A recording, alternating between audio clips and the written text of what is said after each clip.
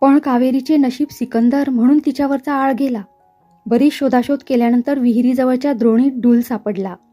तरीही त्या बाईने म्हटलेच, एवढा आरडाओरडा झाला तेव्हा दिले असतील हळूच द्रोणीत टाकून. माईंच्या हलकेपणामुळे त्यांच्याबद्दल तिचे मन कलुषित झाले ते मात्र कायमचेच. तिला त्या दिवशी उत्कटपणे वाटले, आपलं लग्न झालं तर सुटू तरी यातून. अखेरीला शाळा तपासणीला येणाऱ्या एका इन्स्पेक्टरच्या कृपेने तो भाग्याचा दिवस उजाडला. कावेरीचे लग्न ठरल्याचे तिला प्रथम कळले तेव्हा ती गावातल्या राम मंदिराजवळ आपल्या मैत्रिणीशी बोलत उभी होती. तिच्या भावाने धावत येऊन तिला सांगितले, ताई ताई लवकर घरी चल. का रे? तिच्या एका मैत्रिणीने विचारले. घाई का इतकी तुझी? मग लग्न व्हायचंय आमच्या ताईचं. ते परवा इनामदार आले होते ते. मग त्यांच्याशी की काय? काय ग कावेरी, छान आहे की नाही? 65 वर्षाचा, त्या शारदेतल्या भुजंगनाथ श्रीमंतासारखा. तुला खेळविल बघ. इश्श, काही सुमार तुला, काय बडबडतेस? पण तिच्या भावाने लगेच खुलासा केला. ते नाहीत काही, त्यांचा मोठा मुलगा केशवराव म्हणतात त्यांना. सर्व मैत्रिणींनी एका सुरात कोरस म्हटला. बाई, कावेरी इनामदार होणार आता. आता कशाला ओळखशील आम्हाला? कावेरीला गुदगुल्या होत होत्या. खरंच आपलं लग्न जमणार. कोणीतरी इनामदार तिला आदल्या दिवशी पाहून गेले होते, पण लगेच पसंती होईल असे तिच्या स्वप्नातही नव्हते. तिच्या वडिलांबद्दल तिला केवढा अभिमान वाटे. त्या रात्री अंथरुणावर पडल्यानंतर कितीतरी वेळ ती जागी होती. आपले भावी पती कसे असतील याचे चित्र कितीतरी वेळ ती कल्पनेने उभी करीत होती. ते सुरेख असतील काय? इनामदार आहेत तेव्हा खूपसा पैसा असेल. बरं होईल, आपल्याला सुख तरी लागेल. तिची एक मैत्रीण एका मराठी शाळा मास्तरला आणि दुसरी पोस्टमनला दिली होती. तशी तर नव्हती तिची स्थिती. या विचारानेच तिला बरे वाटत होते. पण आपल्याला तसं वाटत होतं ही केवढी चूक होती हे लग्नानंतर तिला कळून आले होते. एका गावठी शाळा मास्तरचे आणि एका पोस्टमनचे गृहिणीपद स्वीकारणाऱ्या तिच्या गरीब मैत्रिणी सुखी नव्हत्या काय? काही माणसे दुर्दैवी असतात, त्यातलीच एक कावेरी होती. असा तिने कोणता अपराध केला होता की ईश्वराने जेथे तेथे तिच्या अपेक्षांचा भंग करावा? नव्हे, आणखी तिसरे संकट पुढे उभे राहावे. स्त्रीला, विशेषतः विवाहित सधवा असहाय स्त्रीला स्वतंत्र जीवन जगताच येऊ नये काय? निसर्गाने तर तिची अडवणूक केलीच आहे, पण समाजाने काय कमी नाकेबंदी केली आहे? आपल्या सासऱ्याच्या मर्जीनुरूप दिराच्या म्हणण्याला ती संमती देती तर अनितीचा मार्ग चालूनही समाजात प्रतिष्ठित स्त्री म्हणून तिला मान्यता मिळती. पण आज एक घर सोडून पळून आलेली कुलटा यापेक्षा जग तिला काय अधिक किंमत देणार? आपल्या खोलीत एकटी बसल्यानंतर असले विचार प्रामुख्याने तिच्या मनात येत आणि तिला वाटे, नको हे असलं जीवित जगणं. घरी वडिलांना कळलं तर ते हाय खातील. माईच्या हातात अनायास खोलीत मिळेल नी एक उन्हाळ बदचालीची घर नवरा सोडून पळून जाणारी स्त्री एवढीच माझी गावकऱ्यांना आठवण राहील. ते पहा भाऊ मास्तर, अरे त्यांचीच ती मुलगी कावेरी नवऱ्याला सोडून पळाली ती, असे म्हणून सगळे आपल्या वडिलांकडे बोट दाखवतील ने भाऊंना आपल्यामुळे जिवंतपणी मरणाच्या यातना सोसाव्या लागतील. त्यापेक्षा आपण काहीच लिहू नये. कळेल तेव्हा कळेल. आणि असला विचार करण्यापलीकडे काय करता येणार होते तिला? नोकरी सोडली तर एरवीचा वेळ ती घरी बसूनच काढी. कोणाकडे जायला नको आणि कोणी काही विचारायलाही नको. त्यापेक्षा घरी बसावे हे उत्तम. सडकेला लागून असलेल्या भिंतीला जी खिडकी होती तेथे बसले म्हणजे सडकेवरची सगळी रहदारी दिसे. सडकेच्या बाजूला एक उपाहारगृह होते. तेथली सगळी वर्दळ तिच्या दृष्टीला पडे. शाळा कॉलेजच्या तरुण विद्यार्थी वर्गात ते उपाहारगृह फार आवडते होते. गिऱ्हाईकांची सारखी वर्दळ तेथे चालू असेच, पण त्याशिवाय काही ठराविक व्यक्ती तेथे सारख्या पडून असत. ते सगळे तरुण असून सुशिक्षित असले तरी सभ्य असावेत असे मात्र म्हणता आले नसते. सारा दिवस काहीतरी अरबट सरबट खावे आणि सिगारेट पाठीमागून सिगारेट फुंकीत जाणाऱ्या येणाऱ्यांची टवाळी करावी. त्या घोळक्यात माणिकरावांचे चिरंजीव बाळासाहेब असावेत असा तिला संशय आला. एक दिवस रात्री घरी आल्यावर ती खिडकीत उभी होती. तिला ऐकू जाईल इतक्या मोठ्याने कोणीतरी म्हटले, काय रे बाळा, रोज पाहतोय मी, समोरच्या त्या खिडकीत उभी असते ती कोण? नवीन पण मोठं गिरेबाज काम दिसतंय बुवा. बाळासाहेबांनी सिगारेटचा खूप मोठा धूर सोडला आणि दोस्ताच्या हातावर टाळी मारीत म्हटलं, ती होय, हातची आहे आपल्या. सगळ्याच लेका तुझ्या हातच्या. तसं असतं तर असा गप्प बसला असतास होय. आणि मग खूप मोठी हास्याची फैर झडली. कावेरीने धाडकन खिडकी लावून घेतली आणि अंथरुणावर अंग टाकले. उद्या काही कमी जास्त झालं तर पाहू. तशी वेळ आली तर माणिकरावांच्या कानावर घालू. आधीच कशाला? कारण तसं काहीच नसलं तर खोटा आरोप केल्याबद्दल नोकरी जायची. मग तिला झोप लागली आणि ती जागी झाली तेव्हा किती वाजले होते कोण जाणे.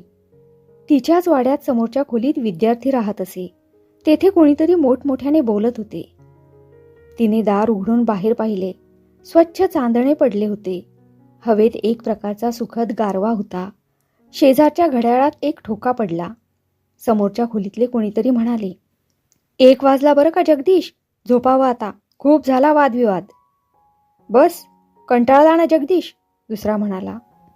मी म्हटलं नाही? अरे बाबा, आमचंच म्हणणं मान्य केलं पाहिजे तुला. स्त्रीशिवाय पतीला तरणोपाय नाही. अगदी खोटी समजूत आहे ही. जगदीश की कोण तो उसळून म्हणाला. पतीशिवाय तरणोपाय नाही? पत्नीने पतीला वंद्य मानावं. नव्हे, तसं नसेल तर संसार चालणार नाहीत, हेही मला मान्य आहे. पण तसं असायला पतीही तसाच नको का? तो व्यसनी असेल, मूर्ख असेल, असाध्य रोगाने पछाडलेला असेल, वेडा असेल, तर काय म्हणून पत्नीने सारा जन्म त्याच्याजवळ काढावा? अशा पतीला लाथाडून स्वत्व राखण्यासाठी घराबाहेर पडलेल्या सतीचं मी तरी अभिनंदन करीन. कावेरी कानात प्राण आणून त्याचा एक एक शब्द ऐकत होती. तिने जगदीश काळा की गोरा पाहिला नव्हता, पण त्याच्याबद्दल तिला आदर वाटू लागला आणि तिला वाटले मोठ्याने ओरडून सांगावं त्यांना, तुम्ही म्हणता तशी मी पळून आले आहे. सगळ्यांनी झिडकारलं तरी माझं कौतुक करणारे तुम्ही आहात हे काय कमी आहे? पण असं कोणी सांगतं का? पुन्हा संभाषण जोरात सुरू झाले. हा जगदीश पटवर्धन, कुणीतरी म्हणाले. मुंबईकर झाल्यापासून सुधारक झाला हा? अरे कसले सुधारक, दुसरा म्हणाला. अनाथ स्त्रियांबद्दल यांची सहानुभूती म्हणजे नकली. ताटातून बाहेर टाकलेल्या उष्ट्या जिलेबीच्या तुकड्याकडे भिकारी नाही का आषाढभूतपणे पाहात, तसंच. सहानुभूती म्हणायचं, कार्यभाग साधला की बिचाऱ्यांना दूर ढकलायचं. सांग, अडचणीतल्या स्त्रीशी कुणी लग्न केलंय? बाबा रे, प्रत्येकाला अनाघ्रात पुष्प हवं असतं बरं. आणि मग सारे हसले. कावेरीला निवडुंगाच्या फडात पडल्यानंतर अंगाला काटे टोचावे तसे होत होते. पानातली टाकलेली उष्टी जिलेबी नि आपण एकच. जिलेबी, छे, वाळलेले शिळे भाकरीचे तुकडे. जगदीश पटवर्धन की कोण तो मोठ्याने म्हणाला. हे पहा दोस्त, मी ज्या स्त्रियांबद्दल म्हणतो त्या म्हणजे विवाहित असून कुमारिकेचं आयुष्य कंठणाऱ्या. मी अगदी खात्रीने सांगतो, तशीच वेळ आली तर अशा अनाथ स्त्रीला मी अगदी खात्रीने जवळ करीन. तूच कशाला? तशी वेळ आली तर मी सुद्धा तिला जवळ करीन, कुणीतरी म्हटले. हे काय हे अश्लील, तिसरा ओरडला. हे पहा दोस्त, जगदीश खूप काही असं करेल, पण त्याचा बाप हुंडा बुडवू देईल का? श्रीमंत बापाचा BA झालेला, LLB ला बसणारा हा देखणा दिवा. वडील काय फुकट घालवतील? पुन्हा अशाने टाळ्या. खोलीचे दार उघडले आणि जगदीश की कोण तो बाहेर आला. स्वच्छ चांदण्यात तो कावेरीला स्पष्ट दिसत होता. अर्धी विचार आणि अंडरवेअर एवढाच त्याचा पोशाख होता, पण त्याचे पिळदार दंड, पुष्ट पोटऱ्या आणि रेखीव हसरी मुद्रा कावेरी कितीतरी वेळ पाहत होती. त्याने कावेरीला पाहिले की काय कोण जाणे, पण तोही तसाच उभा होता. कुणीतरी आतून ओरडले, काय करतोयस रे जगदीश बाहेर? कुणी भेटलं की काय? जगदीश आत गेला. त्याने कोणाला काही विचारलं की काय कोण जाणे, पण कुणीतरी मोठ्याने सांगत होते. होय, तू म्हणतोस तशीच असावी ती. अगदी गरीब दिसते आहे, एकटीच असावी बहुतेक. निदान ती इथे आल्यापासून कुणी तिच्याकडे आल्याचं मी पाहिलं नाही. सदा उदास असते. बघ, तुझ्या सनात अनाथ बाईंच्या मालिकेत बसली तर. म्हणजे जगदीश इथे राहून करणार तरी काय? लॉच्या टर्म्स, समाज सुधारणा की काँग्रेसचं राजकारण? कावेरीला चमत्कारिक वाटू लागले.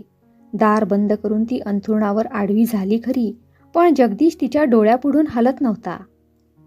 आणि दुसऱ्या दिवसापासून जगदीशच्या हालचालीवर नजर ठेवण्यात नकळत तिचे मन रमू लागले. पण जगदीश फारसा दिसत नसे.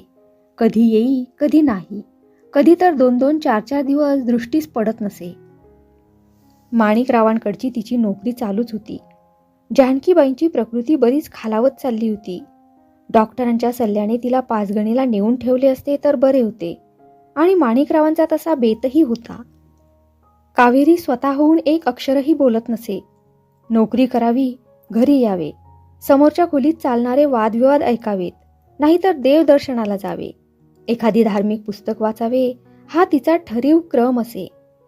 सासरची अगर माहेरची काहीच हालचाल तिला कळली नव्हती. बाकी कळून तरी काय करायची होती म्हणा. सहज म्हणून एकदा ती उषेकडे गेली होती, पण तिला कळलं की उषा लाहोरला गेली होती आणि परत केव्हा येणार याची खात्री नव्हती. माणूस असेल त्यात समाधानी राहण्याचा प्रयत्न करीत असतो हेच खरे. आहे असे दिवस गेले तरी निभावली असे वाटण्याइतकी तिची मनस्थिती नाजूक आणि हळुवार झाली होती. पण दरिद्री माणसाकडे कारण परत्वे गेलेला श्रीमंत पाहुणा जसा फार काळ त्याच्याकडे राहत नाही, तसे दुर्दैवी व्यक्तीच्या आयुष्यात सुखही फार वेळ रमू शकत नाही. एक दिवस नेहमीप्रमाणे ती माणिकरावांकडे गेली होती.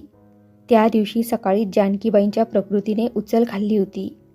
आदल्या दिवशी गार वाऱ्यात बसल्याचे निमित्त होऊन दुसरे दिवशी खूप ताप भरण्यात त्याचे पर्यावसान झाले होते.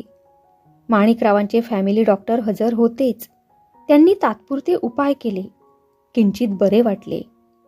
पण दुपारी 4 वाजता कावेरी पुन्हा परत आली तेव्हा ताप खाली आल्याचे काहीच चिन्ह दिसत नव्हते. जानकीबाईंच्या अंगाची लाही लाही होत होती आणि तापलेली लोखंडी कांब हातात धरावी तसे त्यांचे शरीर लागत होते. सारे मास नाहीसे झाल्यामुळे शरीर विज्ञान शास्त्र शिकवायला शाळेतून हाडांचा सापळा ठेवतात तशी ती दिसत होती. माणिकरावांच्या सांगण्यावरून त्या रात्री कावेरी घरी गेली नाही. इतक्या आजारी मालकिणीला सोडून ती जाणार तरी कशी? संध्याकाळचा स्वयंपाक आवरून ब्राह्मण मात्र घरी गेला होता. कुठलीशी नवी फिल्म लागल्यामुळे बाळासाहेब तिकडे रवाना झाले होते. छोटी रत्ना केव्हाच झोपली होती. जरा जाऊन येतो म्हणून माणिकराव कुठेतरी बाहेर गेले होते. त्या साऱ्या बंगल्यात कावेरी एकटीच होती.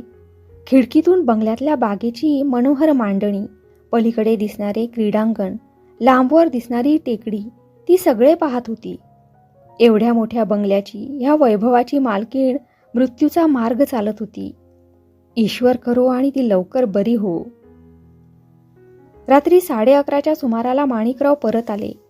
ते जेव्हा त्यांच्या पत्नीच्या खोलीत आले तेव्हा कावेरी तिथे बसलीच होती. माणिकरावांना पाहताच ती चटकन उठून उभी राहिली. माणिकरावांनी लाडीक आवाजात म्हटले, हे काय, उठताय कशाला? मी काय परका आहे का कुणी? कावेरीला काय बोलावे कळेना. तिने माणिकरावांकडे रोखून पाहिले. त्यांची जीभ बोलताना अडखळत होती. डोळे तारवटल्यासारखे दिसत होते. जानकीबाईंनी हाक मारल्यामुळे ते तिच्या जवळ गेले. तिने काय सांगितले कोण जाणे, पण लगेच कावेरीकडे वळून ते म्हणाले, खाली जाऊन स्वयंपाकघरातून थोडे दूध आणता? कावेरी मुकाट्याने स्वयंपाकघरात गेली. स्वयंपाकघर मोठे, प्रशस्त आणि अद्ययावत सामानांनी भरलेले होते. कावेरीला वाटले सारं जागच्या जागी आहे, पण ह्या वैभवाची मालकीण मात्र दुर्दैवाने बिछाण्याला खिळली आहे. तिने स्टोव पेटवून दूध ऊन करीत ठेवले आणि स्वयंपाकघरातून बागेत जायला जो दरवाजा होता तो उघडला. ती कोणती तरी वद्य पक्षातली रात्र होती. आकाश तारकांनी भरले होते. आसपासचे बंगले शांत झोपी गेले होते. दूरवर कुत्री भुंकत होती. कोणीतरी आत येऊन तिला विचारले, काय पाहताय? कोणीतरी कोण? माणिकरावच होते ते. धोत्राचा सोगा सुटलेला, शर्टच्या गुंड्या बेपत्ता झालेल्या, केस पिंजारलेले. कावेरीला भीतीच वाटली. तिने हलकेच सांगितले, दूध ऊन होतंय म्हणून उभी आहे जरा. राहू दे दूध, जरा तुझ्याशी बोलायचंय मला, इकडे ये. एकेरी उल्लेख केलेला पाहून ती चपापली. पदर घट्ट बांधून तिने खांबाचा आधार घेतला आणि म्हटले, काय? दुसरं काय, कावेरी, माझा संसार तू पाहतेच आहेस. माझी पत्नी तुला दिसतच आहे. तुला पाहिल्यापासून माझं मन तुझ्यावर जडलं आहे. तू माझी... काय बोलत आहे? तुमच्या मुलीसारखी मी. मृत्यूची वाट पाहणाऱ्या तुमच्या पत्नीला काय वाटेल? विचार करा. मी... माणिकराव खदखदून हसले आणि मोठ्याने म्हणाले, खुळे पोरी, बायको धडधाकट असताना ज्याने 2 पोरी घरात आणल्या होत्या तो काय आजारी बायकोला भितो? माझ्या पत्नीच्या प्रकृतीसाठी तुला मी नोकरी दिली ते केवळ ढोंग होतं. ती लवकर आटपली तर हवीच आहे मला. तू आपण होऊन वळशील म्हणून मी गप्प होतो. पण तू पडलीस सीता सावित्रीचा अवतार. पाहूया आता तू आणि मी. तिला चंदूची आठवण झाली. जवळजवळ येणाऱ्या माणिकरावांना ती चुकवीत होती. काय करावे ते तिला कळेना. अखेरीला निखारे उचलायचा चिमटा शेजारी पडला होता. तो तिने उचलला आणि इतक्या जोराने मारला की आई असा एक दुःखोद्गार काढून माणिकराव खाली बसले. ती चटकन शेजारच्या मगाशी उघडलेल्या दाराकडे गेली. बाहेर उडी मारून दाराला बाहेरून कडी लावली आणि ती जी बागेतून धावत सुटली ती सडकेवर येईपर्यंत थांबली नाही. पळता पळता एका कुंडीला अडखळल्यामुळे तिच्या पायाला लागले होते. पदर फाटला होता, पण त्याकडे तिचे लक्ष नव्हते. न जाणो माणिकराव मागे येतील ह्या भीतीने जीव घेऊन ती घराच्या रस्त्याने पळत होती. अखेरीला लकडी पूल ओलांडून गावातल्या रस्त्याला लागल्यावर तिला हायसे वाटले. कोपऱ्यावरचे इराणी हॉटेल उघडे होते. तेथल्या घड्याळात तिने सहज नजर टाकली. 12:30 होऊन गेले होते. आपली नोकरी नाहीशी झाली तर उद्या पोटाला काय खायचे हा विचारही त्यावेळी तिला शिवला नाही. घर गाठायचे आणि दाराला घट्ट कडी घालून पडायचे एवढा एकच विचार तिच्या पुढे होता. शर्यतीत भाग घेणाऱ्या उमेदवाराच्या गतीने ती चालली होती. रस्त्याला काळोख त्या मानाने बराच होता. एखाद दुसरी व्यक्ती सोडली तर सारा मार्ग शांत होता. एक प्रेमी जोडपे हसत खिदळत तिच्या जवळून गेले, पण तिकडे लक्ष देण्यासारखी तिची मनस्थिती नव्हती. ती झपाझप चालली होती. रस्ता अगदी शांत निर्मनुष्य होता आणि तिला बरेच अंतर चालायचे होते. पाठीमागून दोघे तिघे बोलत येत असल्याचा आवाज तिला ऐकू आला. तिला बरे वाटले. तेवढाच आधार. ती जरा संथ चालू लागली. मागचे लोक जवळ आले. अवघे 3 जण होते. प्रत्येकाच्या हातात जळती सिगारेट होती आणि प्रत्येक जण इतक्या मोठ्याने बोलत होता की 2 जण बोलल्याचा भास व्हावा. तो आवाज ओळखीचा असावा अशी तिला शंका आली. पण असेल कुणी म्हणून ती पुढे चालू लागली. तिघेही अगदी तिच्यापासून हाताच्या अंतरावर आले. एकाने सुरात गायला सुरुवात केली. नवीन पाखरू आलंय कोणी. कावेरीने सहज मागे पाहिले. बाई बाई पाहतय डौलाने. दुसऱ्याने साथ दिली. तिसरा आणखी काही गाऊ लागला. पहिला पुन्हा काही म्हणाला. काहीच न बोलता कावेरी पुढे चालत होती. मागचे वीर पद्यावरून गद्यावर आले होते. अरे भाळ्या, लेका हे ते हॉटेल समोरचं पात्र. असं चाललं असेल कुणाच्या तरी आयुष्यात चांदरात साजरी करून परत. काय इनामदार आहे का तुमच्या गावी असं? हे अहो, आमचं गावडं गाव. तिथे कुठून असली अस्सल बिर्याणी मिळायला? पुन्हा हशा. एक आवाज कावेरीने ओळखला. तो बाळासाहेबांचा, माणिकरावांच्या दिवट्या चिरंजीवांचा होता. तरीही ती गुपचूप चालली होती. मागच्या प्रेमवीरांच्या पुन्हा अंगात आले. हाय रे यार, पंचपक्वान्नाचं ताट दूर लोटून जायचं. बाळ्या, कोण येतोय लेका ह्या वेळेला? इनामदार व्हा पुढे. हो तर खरं, मी काय लेचापेचा पुणेरी नाही. पहा हवं तर. आणि खरोखरच ते सगळे तिच्या पुढे गेले आणि हातवारे करीत म्हणाले, व्हॉट अ चार्मिंग गर्ल. अहो थांबा ना. लाज नाही वाटत तुम्हाला सडकेवर एकट्या दुकट्या स्त्रीशी फाजीलपणा करायला? व्हा दूर. कावेरीने शक्य तितके ओरडून म्हटले. एक जण फिदी हसत म्हणाला, अहो सडकेवर नको असलं तर आम्ही घरी येऊ. कावेरी एकटी, असहाय, अनाथ स्त्री.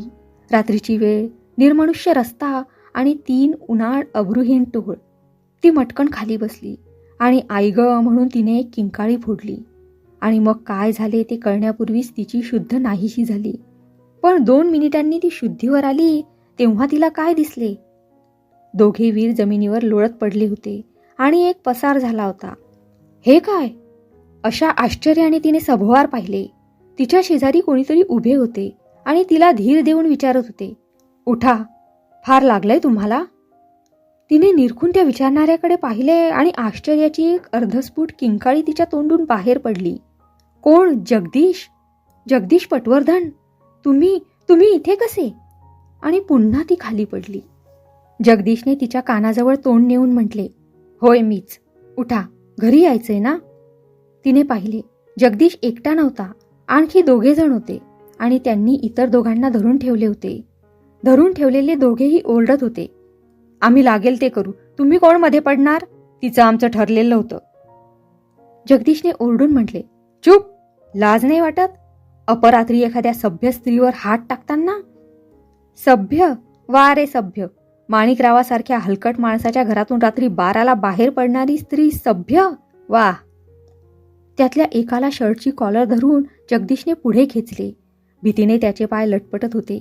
तरीही जगदीशने त्याला तसाच कावेरी पुढे खेचला आणि म्हटले, बघ, नीट बघ कोण आहे ते. कावेरीनेही त्याच्याकडे पाहिले, पण त्याच्या चेहऱ्याकडे दृष्टी जाताच आपली दातखीळ बसून वाचा नष्ट होणार की काय अशी भीती तिला वाटली. त्याने तिच्याजवळ तोंड नेऊन म्हटले, कोण? वहिनी? कावेरी वहिनी? ती दिगमूढ झाली. आपल्या पायाखालची जमीन सरकते आहे असे तिला वाटू लागले. अडखळत तिने म्हटले, काय पाहते मी हे? कोण? चंदू भाऊजी? चंदू भाऊजी, पुन्हा तुम्ही? आणि घेरी येऊन एकाएकी ती खाली पडली.